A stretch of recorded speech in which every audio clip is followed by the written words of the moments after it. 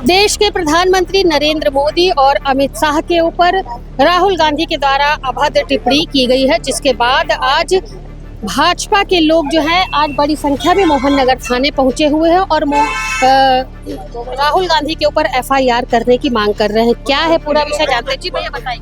परम सम्माननीय हमारे देश के यशस्वी प्रधानमंत्री माननीय नरेंद्र मोदी जी और गृह मंत्री अमित शाह जी के खिलाफ विपक्ष के नेता जो कि खुद एक संवैधानिक पद पर हैं, उनके द्वारा एक बहुत ही निकृष्ट अमर्यादित टिप्पणी की गई और बार बार की जा रही है।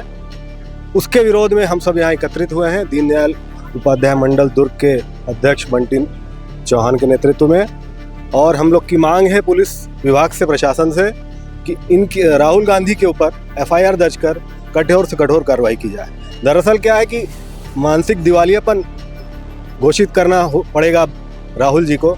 लगातार चुनाव हार रहे हैं, पहले हरियाणा में हारे, वहाँ बोल रहे थे हम जीत रहे हैं, महाराष्ट्र हारे, बिहार हारे, अब बंगाल भी हारे। उनको समझ में आ गया कि देश की जनता ने मोदी जी को अपना नेता मान लिया है और वो देश में ही नहीं बल्कि विश्व में भी अपनी प्रसिद्धि की छाप छोड़ चुके हैं। इसलिए उनको लग रहा है उनकी दाल कहीं गल नहीं रही है, तो एकदम ही निंदनीय कृत्य किए जा रहे हैं, बहुत ही अपशब्दों का इस्तेमाल किए जा रहे हैं जो लोकतंत्र के लिए पूर्णतः अनुचित है। इसलिए निकाल रहे राहुल गांधी पूरी बौखलाहट उनको दिख रहा है आगे भी 10-15 साल तक उनका कहीं नंबर नहीं लगने वाला है। कांग्रेस पूरे राज्यों से साफ हो चुकी है, मात्र 2-3 राज्य उनके हाथ में हैं और आने वाले समय में आप देखेंगे कि हिमाचल हो चाहे कर्नाटक हो, जहां चुनाव 1-2 साल बाद और होंगे, वहां भी जो कांग्रेस की बची कुची सरकारें हैं वो भी साफ हो जाएगी।